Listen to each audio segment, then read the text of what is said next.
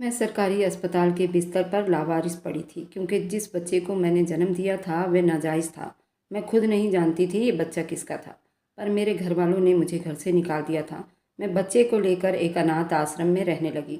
जब एक अमीर आदमी वहाँ दान करने आया, मेरा दिल ज़ोर से धड़क उठा क्योंकि मेरा बच्चा बिल्कुल उसी के जैसा था। लेकिन भला ये कैसे हो सकता था? मैं तो उसे जानती तक नहीं थी। जब उसने मुझे देखा और बोला, तुम वही लड़की हो जो मेरी मुजरिम हो, मैं ये सुनते ही डर गई। वो मुझे ज़बरदस्ती अपने साथ कमरे में ले गया। मैं रोने लगी जब वो मुझे एक बंद कमरे में ले गया। मेरी ज़िंदगी में सब कुछ ठीक हो गया था, मगर मेरी परीक्षाएं अभी ख़त्म नहीं हुई थी। एक दिन उस अनाथ आश्रम में एक अमीर आदमी दान करने आया। उसकी नज़रें मुझ पर टिक सी गई थी। मैं भी उसे देखकर हैरान रह गई थी क्योंकि उसकी शक्ल मेरे बच्चे से काफ़ी मिल रही थी। मैं ये नहीं जानती थी मेरे बच्चे का बाप कौन था। मेरा बेटा तो नाजायज़ था, मगर उस आदमी को देखकर मुझे लग रहा था जैसे मेरा उसके साथ कोई संबंध रह चुका था। तभी वह आदमी मुझे अपने साथ एक कमरे में ले गया।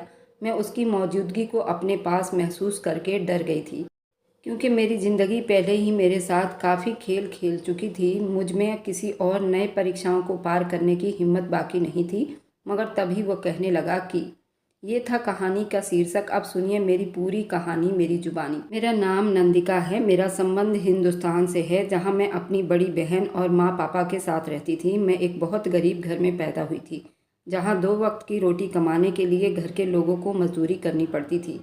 मेरी बहन मानवी मुझसे 5 साल बड़ी थी। माँ के साथ मोहल्ले में सिलाई का काम करती थी। पापा एक छोटे से कारखाने में मेहनत मजदूरी करके कुछ पैसे कमा लाते थे, जिससे हमारा घर का गुजारा बड़ी मुश्किल से हो पाता था। उस फैक्ट्री में पापा चमड़े की बैग को सिया करते थे। माँ ने पापा से कभी अपनी गरीबी की शिकायत नहीं की थी। वह हमेशा बस यही कहती थी, गरीबी ये नहीं होती जिसके पास पैसा ना हो, बल्कि गरीबी वो होती है जो हालात के सामने हार मान जाए। हमारी ज़िंदगी बड़ी सादा थी मगर इज्जतदार थी। मैं गवर्नमेंट स्कूल में पढ़ी लिखी थी और पढ़ाई में अच्छी भी थी। ऊंचे ऊंचे सपने देखना मेरा शौक था। मेरे बहुत से सपने थे। मैं एक दिन टीचर बनूंगी, मैं अपने घर को अच्छी तरह से चलाऊंगी, मैं इतना कमाऊंगी कि पापा को फैक्ट्री में काम नहीं करने दूंगी, और मानवी की शादी भी मैं खुद अपने कमाई से करवाऊंगी। मगर मैं ये नहीं जानती थी कि सपने जब आंखों से निकलकर हकीकत की ज़मीन पर उतरते हैं तो अक्सर जख्मी हो जाते हैं। हम दोनों बहन बहुत खूबसूरत थी, मगर मानवी मुझसे थोड़ी अलग थी। वह साधारण तबीयत की मालिक थी, हमेशा समस्याओं के साथ समझौता करने वाली लड़की थी और एक सादा सोच रखने वाली लड़की थी। मगर मेरे सपने बहुत ऊंचे थे। मानवी को जो भी मिलता था वह उसी में खुश हो जाती थी, मगर मैं हमेशा अच्छा और ज़्यादा लेने के हक में रहती थी। हम जिस छोटे से घर में रहते थे, कभी कभी मेरा दिल चाहता था कि मैं अपने उस छोटे से और आम से घर से निकलकर एक बहुत बड़े घर में रह लूँगी, क्योंकि मुझे गरीब होना बिल्कुल भी अच्छा नहीं लगता था। मैं चाहती थी कि मैं बहुत जल्द इतने पैसे कमाने के लायक बन जाऊं कि मुझे दोबारा कभी इस छोटे से घर को देखना ही ना पड़े। इसलिए मैं खूब दिल लगाकर मेहनत कर रही थी, मगर मैं सब्र बिल्कुल भी नहीं करती थी। मैं जल्द ही अमीर होना चाहती थी।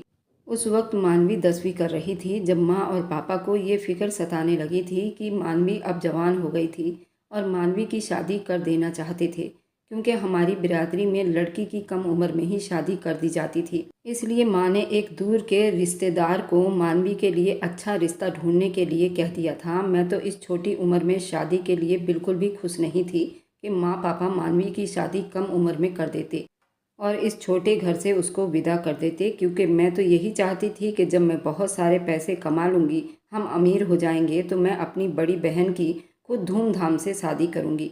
लेकिन माँ और पापा मेरी बातें सुनकर हमेशा हंस दिया करते थे। मुझे नादान समझते थे। उनको लगता था मेरे ख्याल बहुत ऊंचे थे। शायद इसलिए मैं ऐसा सोचती थी। मैं अपने घर वालों की किस्मत बदल दूंगी, मगर मैं ये नहीं जानती थी मेरे घर वालों की किस्मत मेरी ही वजह से बदलने वाली थी। आने वाले समय में मेरे किस्मत का मोड़ बहुत भयानक होने वाला था। माँ तो मानवी के लिए किसी अच्छे रिश्ते की तलाश में थी, मगर हमारी समस्याएं ऐसी नहीं थी कि कोई अच्छा रिश्ता हमें मिल पाता। हमारे घर मानवी के लिए जो भी रिश्ता आता वह लड़का कोई ना कोई अनाड़ी होता। कभी मानवी के लिए किसी मोची का रिश्ता आता, तो कभी किसी लड़के का जो लोगों के घरों में झाड़ू पोछा करता। माँ पापा ने हर तरह के आम से रिश्ते के लिए मना कर दिया था। मानवी भी चुप थी। उसको तो माँ पापा जहाँ भी किसी के साथ भी ब्याह देते तो वह खुशी खुशी विदा होकर चली जाती। लेकिन वह माँ पापा के लिए इतनी भी बोझ नहीं थी। वह उसको ऐसे ही किसी अरे गहरे के घर भेज देते। आखिरकार एक दिन रिश्ते कराने वाली ने माँ को एक रिश्ता बताया। उस लड़के का नाम ओम था और वह विदेश में मेहनत मजदूरी करता था। माँ पापा को लगता था शायद अच्छा किस्मत हमारा दरवाज़ा खटखटा रही थी। ओम की माँ ने साफ साफ कह दिया था कि उनको दहेज की कोई ज़रूरत ही नहीं है, वह तो चाहते हैं कि बस लड़की अच्छी हो। हमें लगता था हम खुश नसीब थे, इसलिए हमारे चौखट पर ओम का रिश्ता आया था। माँ पापा के दिल में उस रिश्ते को लेकर थोड़ा सा डर जरूर था। आखिर हम गरीबों के घर में इतना अच्छा रिश्ता कैसे आ सकता था। मगर मैं तो ओम का रिश्ता देखते ही बहुत ज़्यादा खुश हो गई थी और ये सोचने लगी थी जब मानवी शादी करके अपने पति के साथ विदेश चली जाएगी तो मैं भी उससे मिलने के लिए विदेश जाती रहूँगी, क्योंकि वो मेरी इकलौती बहन थी और मैं विदेश जाकर मेहनत मजदूरी करके ढेर सारे पैसे कमा सकूंगी। इसलिए मैं चाहती थी माँ पापा रिश्ते से मना ना करें। माँ और पापा भी उस रिश्ते के लिए मान ही गए थे, क्योंकि ओम शक्ल सूरत से भी बहुत खूबसूरत और पढ़ा लिखा था और एक समझदार लड़का था। उसकी फैमिली भी छोटी सी थी और सबसे बड़ी बात यह थी कि वे लोग हमसे किसी भी दहेज का मांग नहीं कर रहे थे। मैं बहुत खुश थी, न जाने क्या कुछ सोचने लगी थी। मुझे लगा था कि जब मानवी की शादी ओम से हो जाएगी तो मैं बहुत जल्द अमीर हो जाऊंगी और हमारे घर के हालात भी बदल जाएंगे। किसी हद तक तो मैं बिल्कुल ठीक ही थी। हमारे घर के हालात बदलने वाले थे, मगर मैं ये नहीं जानती थी कि उनका मोड़ किस तरफ जाने वाला था। शादी की तारीख तय हो गई थी। मैं बहुत ज़्यादा खुश थी। जब भी ओम के घर वाले आते जाते तो मैं भाग भाग कर उनकी सेवा करती। मुझे इस बात की परवाह नहीं थी कि मानवी मेरी इकलौती बहन थी। वह शादी के बाद मुझसे बहुत दूर जाने वाली थी। मानवी की शादी एक ऐसे लड़के के साथ हो रही थी जो हमसे अमीर था। आखिरकार मानवी की शादी साधारण तरीके से हो गई और ओम के घर विदा होकर वह चली गई। वे लोग पुरानी दिल्ली में रहते थे। ओम शादी के लिए छुट्टी लेकर हिंदुस्तान आया हुआ था, मगर ओम शादी के एक हफ्ते बाद ही वापस विदेश चला गया था और अब 2 साल तक उसकी वापसी नहीं होनी थी। जब ओम दुबई वापस चला गया तो मानवी भी वापस हमारे पास आ गई थी, मगर मुझे मानवी को देखकर खुशी बिल्कुल भी नहीं हुई थी, बल्कि मैं तो उसको घर में देखकर एकदम से उदास हो गई थी। वह वापस क्यों आ गई थी और ओम के साथ दुबई क्यों नहीं चली गई थी? क्योंकि जब तक वह दुबई में नहीं जाती भला मैं उसके पास कैसे जा सकती थी। मगर मानवी कहने लगी कि वह उनको कुछ कागज़ बनवाना था और जब उनका कागज़ का काम पूरा हो जाएगा तब मानवी भी उनके पास ही चली जाएगी। मैं हर रोज़ मानवी से यही पूछती थी क्या उसके कागज़ के काम पूरे हो गए या नहीं, मगर जैसे जैसे टाइम बीत रहा था मानवी चुप रहने लगी थी। वह तो ना कोई शिकायत करती, ना कोई सपने देखती। चुप तो वह पहले भी रहती थी, मगर अब उसकी चुप्पी एक अजीब तरह की थी, क्योंकि वह अब मुझसे भी ज़्यादा बात नहीं करती थी। बस माँ के साथ किसी न किसी काम में लगी रहती थी। ओम को खत लिखती थी, तस्वीर भेजती थी, जिनका जवाब कभी कभार आ जाता था। मानवी की शादी को 6 महीने बीत चुके थे। ओम के जाने के बाद मानवी के चेहरे पर एक अजीब सी उदासी छाई रहती थी। वह पहले की तरह न हंसती थी, न मुझसे कोई बात करती थी। मैं तो दिन गिन गिन कर बिता रही थी कि कब ओम मानवी को अपने पास बुलाएंगे। मुझे भी दुबई जाकर देखने का मौका मिल सकेगा, ताकि मैं भी अपनी किस्मत बदल सकूंगी, क्योंकि मानवी की किस्मत तो बदल चुकी थी और आखिरकार मेरा इंतज़ार ख़त्म हो गया था। जब एक दिन मुझे ये खबर मिली कि ओम ने कागज़ का काम पूरा कर लिया था और मानवी अब बहुत जल्द दुबई जाने वाली थी, मैं तो ये खबर सुनकर ही खुशी से फूले नहीं समा रही थी, मगर मैंने महसूस किया था कि मानवी ये खबर सुनकर और ज़्यादा उदास हो गई थी। जब मैंने उससे उदासी की वजह पूछी थी तो वो मुझसे कहने लगी कि माँ और पापा से दूर जाने का गम उसको उदास कर रहा था, मगर मुझे उस पर बहुत गुस्सा आया था। जब किस्मत उस पर मेहरबान हो रही थी तो वह उस चीज़ का धन्यवाद नहीं कर रही थी। वह उसके पास तो मौका था और गरीबी से निकलकर अमीरी वाली ज़िंदगी जीने का, मगर फिर भी वह उदास हो रही थी। उदास सिर्फ वह नहीं थी, बल्कि जैसे जैसे उसके जाने के दिन पास आ रहे थे माँ और पापा भी उदास रहने लगे थे। मगर मुझे उन सब पर बहुत गुस्सा आ रहा था। आखिरकार वह दिन भी आ गया था जब मानवी नम आंखों के साथ हम सबको छोड़कर ओम के पास दुबई चली गई थी। उस दिन माँ और पापा की आंखों में भी आंसू थे, मगर मेरे चेहरे पर मुस्कुराहट थी और आंखों में वही सपना जो मैं हमेशा देखा करती थी, अमीर होने के और घर के हालात को बदल कर रख देने का सपना।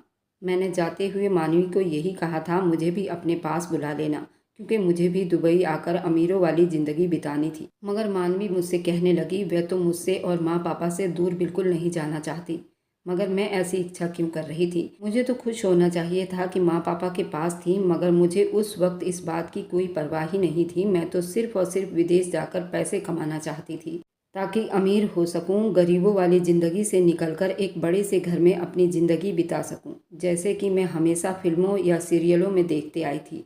उस वक्त मेरे घर में किसी के पास मोबाइल भी नहीं था, बल्कि हमारे मोहल्ले में जो लोग अमीर थे सिर्फ उनके पास ही मोबाइल होता था।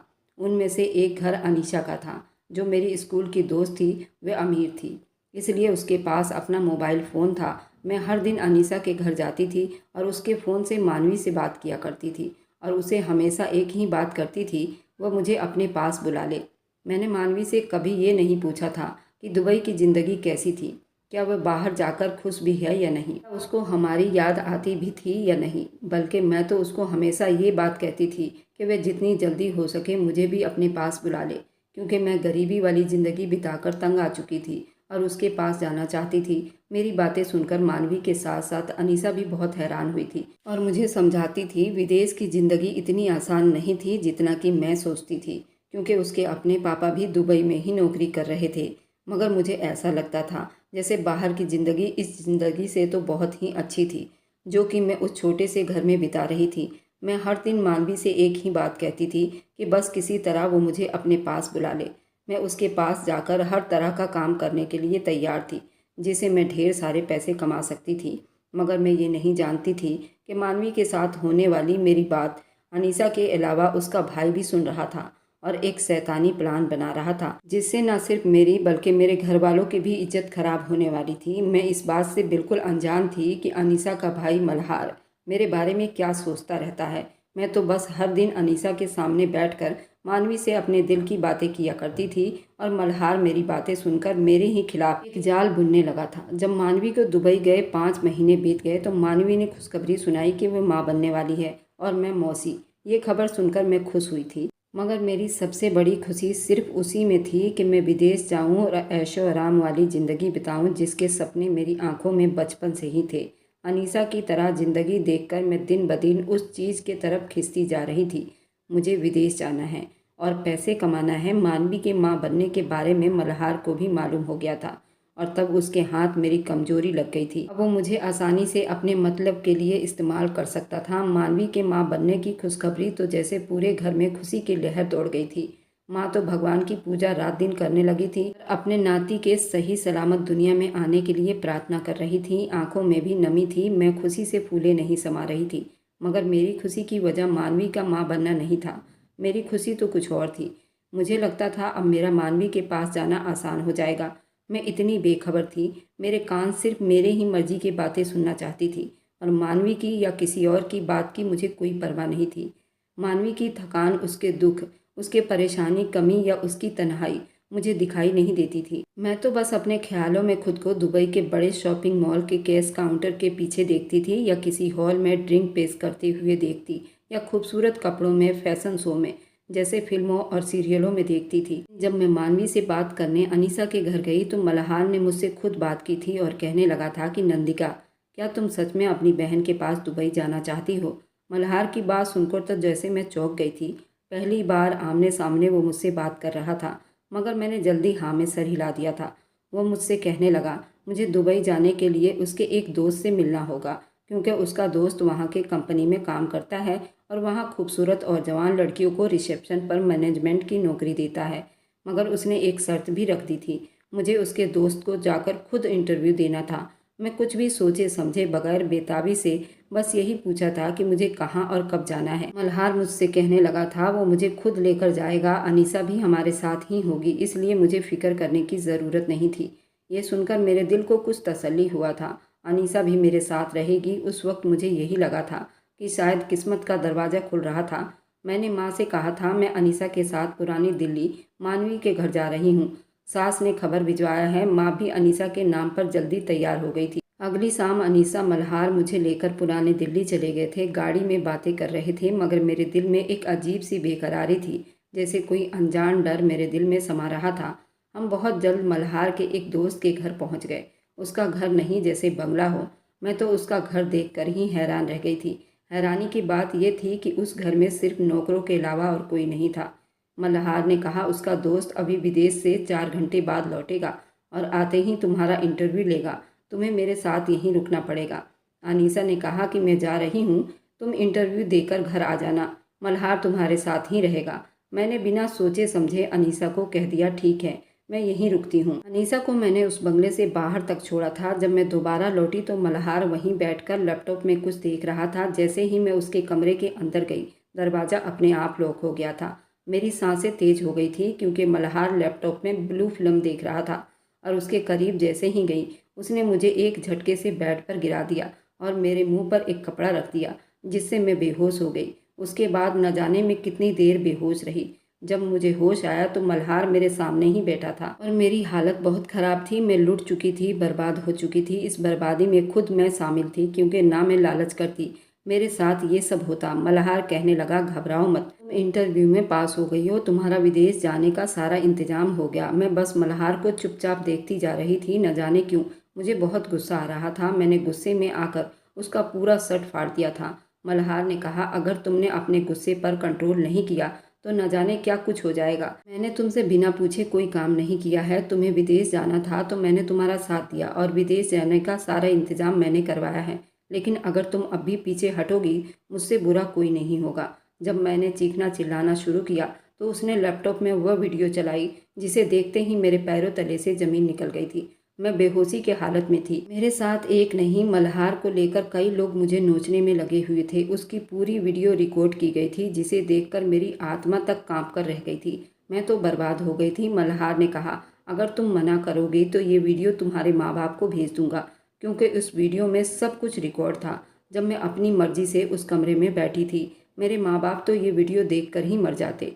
मुझे बर्बाद करके मेरे मुंह पर पैसे मारकर जा चुका था। वह रात मुझे खुद पर अपने घटिया पैसे कमाने के सपनों पर गुस्सा आया था। अगली सुबह मैंने अपने कपड़ों को ठीक किया था। अपनी लुटी हुई इज्जत के साथ उस बंगले से बाहर निकली थी और सीधी बस स्टैंड की तरफ चल पड़ी थी। मुझे ना अनीसा मिली थी, ना उसके भाई का चेहरा दोबारा देखने का मौका मिला था। मैं सारा रास्ता चुप रही। मेरी आंखों में आंसू थे मगर जुबान पर एकदम ताला लगा हुआ था। जब मैं घर पहुंची तो माँ मुझसे कहने लगी, मानवी के घर तुमने इतना देर क्यों कर दी? मानवी की सास कैसी है? मैंने माँ से झूठ कहा, माँ मेरी तबीयत थोड़ी ख़राब हो गई थी। मानवी के सास ने मुझे रोक लिया था।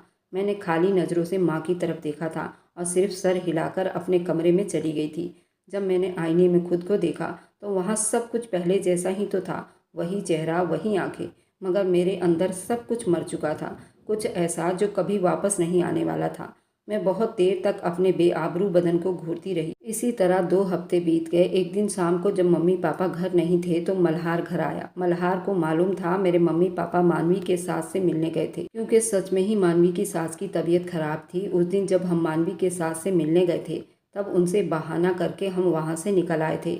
आज मम्मी पापा भी मानवी के सास से मिलने गए थे और रात वहीं रुकने वाले थे। और ये बात न जाने मल्हार को कैसे खबर हुई थी। वह शायद इसी मौके की तलाश में था और उस रात उसने फिर से मुझे बेआबरू किया, मेरी इज्जत लूटी और सुबह होते ही मुझे धमकी देकर चला गया था। बहुत जल्द मुझे दुबई जाना होगा और बहुत जल्द तुम्हारा सपना पूरा होगा। तुम लाखों करोड़ों रुपए कमाओगी। और मल्हार ने कहा, उसकी चिंता तुम छोड़ दो कि तुम्हारे माँ बाप तुम्हें विदेश नहीं भेजेंगे। मैं ऐसा चाल चलूँगा, तुम्हें तुम्हारे माँ बाप खुद एयरपोर्ट पर छोड़ने आएंगे। मल्हार मुझे धमकी देकर चला गया था। मल्हार के जाते के साथ ही मेरे मम्मी पापा लौट कर आए थे। आते ही मम्मी पापा ने ऐसी खबर सुनाई कि मेरे पैरों तले से ज़मीन निकल गई थी।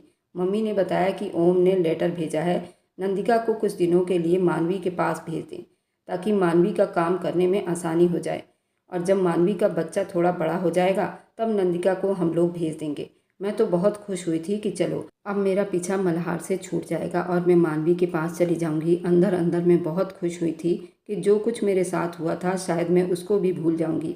मम्मी की बातें सुनते कल रात हुई सारी घटना मैं भूल चुकी थी और मल्हार की बातों को भी भूल चुकी थी। अब मैं दुबई जाने के सपने फिर से देखने लगी थी। मेरा पासपोर्ट, वीज़ा, सब कुछ मेरे घर पर पोस्टमैन के जरिए भेजा जा चुका था। उसमें एक मानवी का खत भी मिला था। मानवी ने लिखा था वो प्रेगनेंसी की वजह से बहुत परेशान है और उसकी तबीयत हमेशा ख़राब रहती है। मेरे पास तुम्हारा होना बहुत ज़रूरी है। तुम्हारा कागज़ यहाँ पर तैयार करवा दिया है, तुम्हें बस भारत से दुबई आना है। पापा बहुत खुशी खुशी मुझे छोड़ने जा रहे थे। वहाँ एक बड़ी सी बिल्डिंग थी जहाँ से मुझे अपना पासपोर्ट और दूसरे कागज़ लेने थे, क्योंकि मानवी मुझे पहले ही बता चुकी थी कि मेरे सारे कागजात के काम ओम ने पूरा करवा दिया था और मुझे बस सब कागज़ एक बड़ी सी बिल्डिंग में जाकर लेने थे और उसके बाद एयरपोर्ट पर जाना था, जहाँ से मैं मानवी के पास जा सकती थी। मुझे लगता था जैसे मैं हवाओं में उड़ने लगी थी। मेरी ज़िंदगी का सबसे बड़ा मकसद पूरा होने वाला था। सब कुछ बिल्कुल ठीक हो रहा था। उस बड़ी सी बिल्डिंग में पापा के साथ ही गई थी और एक बॉडी बिल्डर आदमी से मिलने के बाद मुझे मेरे सारे कागज़ मिल गए थे। कुछ ही दिनों के बाद मेरी फ़्लाइट थी और मुझे हिंदुस्तान से दुबई जाना था। माँ और पापा मुझे मानवी के पास भेजने से खुश तो थे, मगर उनकी आंखों में भी एक नमी उतर आई थी, क्योंकि एक बेटी तो पहले ही उनसे दूर जा चुकी थी और मैं भी शायद उनके हाथों से निकलने वाली थी। उस दिन मैं बहुत खुश होकर तैयार हुई थी। पापा मुझे एयरपोर्ट पर छोड़ आए थे और मैं खुशी खुशी जहाज़ में बैठ चुकी थी। लेकिन मुझे नहीं मालूम था कि थोड़ी देर में ही मेरे साथ क्या होने वाला है। बगल में एक लंबा चौड़ा आदमी आकर बैठा। शायद मैं उसे पहचान पा रही थी, क्योंकि ऐसा लग रहा था मैंने इसे कहीं देखा है। तभी मुझे अचानक से वह लैपटॉप की वीडियो याद आ गई जो मल्हार ने मुझे दिखाया था। ये आदमी भी उन लोगों में शामिल था जब मल्हार और 3 आदमी मुझे जानवरों की तरह नोच रहे थे। तभी मैं डर कर जहाज में खड़ी होने लगी। उसने मुझे एक झटके से अपने गोद में बिठा लिया था। जिस कैबिन में मैं बैठी थी वहाँ उस आदमी के अलावा कोई नहीं था जो मेरी मदद के लिए आता। उसने कहा कि तुम्हें घबराने की कोई ज़रूरत नहीं है, तुम्हें जॉब चाहिए थी और तुम दुबई जॉब करने जा रही हो और तुम मेरे अंदर में काम करोगी, क्योंकि मल्हार ने तुम्हें बेच दिया है और तुम्हारे ऐश आराम में कोई कमी नहीं आएगी। जहाँ तुम जाना चाहती हो जा सकती हो, जो खाना चाहती हो खा सकती हो, जिस भी गाड़ी में घूमना चाहती हो घूम सकती हो। यूँ समझ लो तुम मेरी और मेरे दोस्तों की दिल बहलाने की चीज़ हो।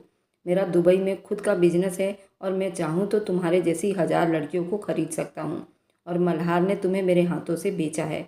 उस आदमी की बात सुनकर जैसे मेरे सर पर सातों आसमान गिर पड़ा था। इसका मतलब कि मेरा दुबई आने के लिए ये चाल मल्हार ने चली थी। उसमें आसानी से फंसती चली गई थी, क्योंकि वो मेरी हर बात जानता था। वो मेरे घर वालों को और मेरे रिश्तेदारों को भी जानता था। मल्हार को ये सब करने में कोई परेशानी नहीं हुई थी और उसकी जाल में मैं फंसती चली गई। यहाँ दुबई आए हुए मुझे 4 महीने बीत चुके थे। मुझे हर जगह घूमने की इजाज़त थी। मैं हर चीज़ अपनी मर्ज़ी से कर सकती थी। बस मुझे फ़ोन रखने की इजाज़त नहीं थी और मेरे साथ हमेशा 2 नौकरानियाँ रहती थी जो मेरी हर खबर को रखती थी। मैं कहीं किसी से बात नहीं कर सकती थी, क्योंकि मैं यहाँ दुबई के शेख की खरीदी हुई गुलाम थी और उसके दोस्तों की दिल बहलाने का सामान थी। मैं जिंदा तो थी, लेकिन एक लाश थी जो सपने में बचपन से देखती आई थी कि मैं अमीरों वाली ज़िंदगी बिताऊंगी। जब मैं उस ज़िंदगी में कदम रख चुकी थी तो अब मुझे सारी दुनिया बेरंग लग रही थी, क्योंकि जिस दलदल में मैं धंस चुकी थी वहां से निकलना नामुमकिन था। शेख का एक दोस्त जो अभी कुछ ही दिनों से उसको मैं जानती थी, वह अकेला मेरे पास आया। उसने कहा कि शेख ने तुम्हें मेरे हाथों बेच दिया है, अब तुम हमेशा मेरी हो जाओगी। लेकिन गलती से वह आदमी इंडिया का था और मुझे वह इंडिया ले आया था और एक बंगले पर उसने मुझे रखवाया था और वह आदमी किसी मीटिंग में बिजी था। तभी मैं अपनी जान बचाना चाहती थी और वहां से भागने का प्लान बना लिया था। मैं उस बंगले से फरार हो गई थी। मेरे हाथ में पैसे तो नहीं थे, लेकिन मेरे पास जेवर थे जो मैंने पहन रखे थे।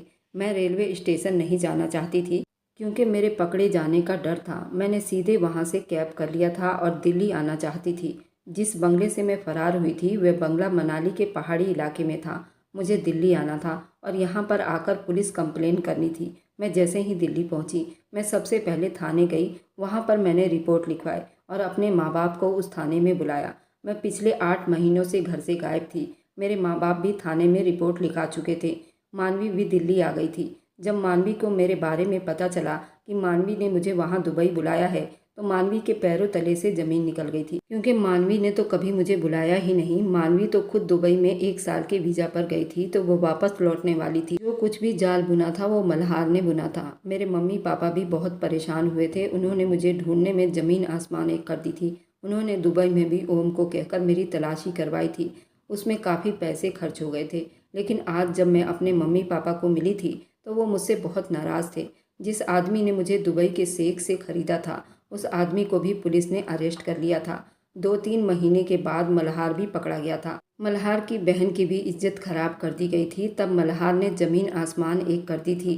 मल्हार भी जेल में था। उसके साथ कई आदमी जेल में गए थे। लेकिन उस बीच मेरी तबीयत बहुत ख़राब हो गई थी। केस मुकदमा के चक्कर में काट काट कर हम लोगों की हालत ख़राब हो गई थी। मेरे माँ बाप भी बहुत परेशान थे। अचानक मुझे चक्कर आया और मैं बेहोश हो गई। जब मैं अस्पताल पहुंची मुझे होश आया। मुझे पता चला कि मैं माँ बनने वाली हूँ।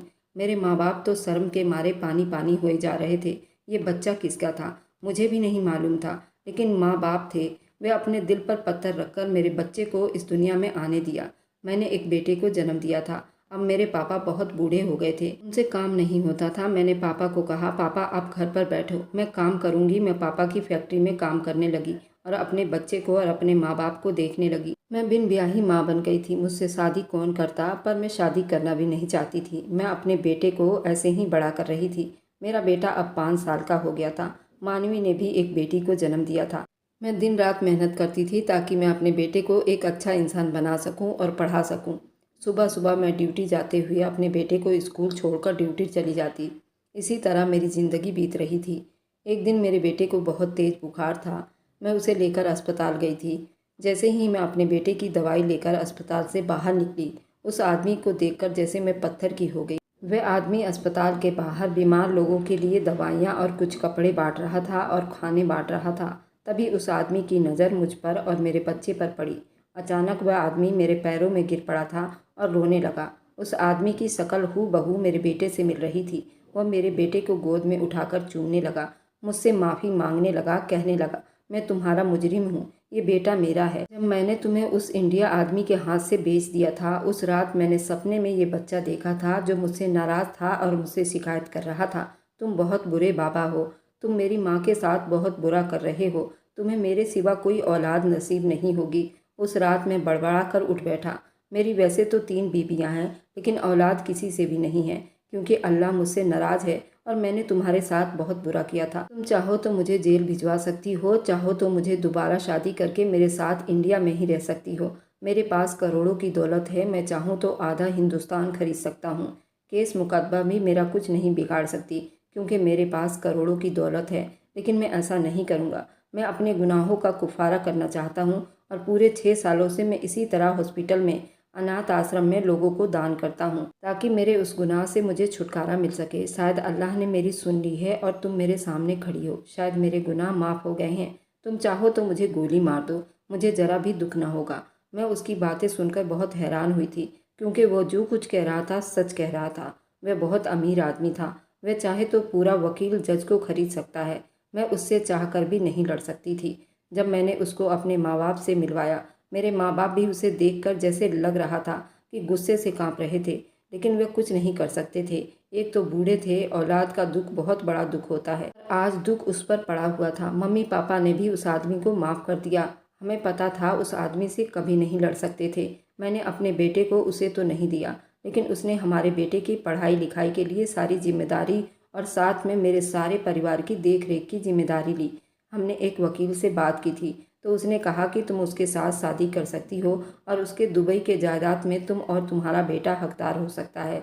मेरे साथ इतना बुरा हो चुका था, तो मेरे अंदर अब दौलत की लालच तो नहीं थी कि मैं दौलत की लालच में आकर उससे शादी करती, और उसके पास तो खुद की 3 पत्नियां थी, तो भला मैं उससे शादी क्यों करती। उसने अपना डीएनए भी टेस्ट करवाया था और मेरे बेटे का भी डीएनए टेस्ट हुआ था। इससे साबित हुआ था कि वह उसी का बेटा था। लेकिन मैंने उसके साथ शादी नहीं की और मेरे मम्मी पापा का भी यही कहना है कि मैं उसके साथ शादी ना करूं। वैसे तो उसने मेरे सारे परिवार की खर्च की जिम्मेदारी उठाई है और मेरे बेटे को भी एक अच्छा भविष्य देने की बात की है, बल्कि उसने दिल्ली के सबसे महंगे स्कूल में मेरे बेटे का एडमिशन भी करवाया है। जो भी कहा था वह कर रहा था। हर महीने मेरे पूरे परिवार का खर्च भेज रहा था। मेरे खर्च की पूरी जिम्मेदारी भी उसी के सर पर है। वैसे वह अपने हर त्यौहार पर मेरे लिए लाखों रुपए का चेक भेज देता है। अब आप लोग बताइए, क्या मुझे उसके साथ शादी कर लेनी चाहिए या नहीं। मुझे आप लोगों के कमेंट का इंतज़ार रहेगा, और मेरी वीडियो आप लोग जहाँ कहीं से भी देखते हैं, कमेंट में अपने शहर और राज्य का नाम ज़रूर बताइए।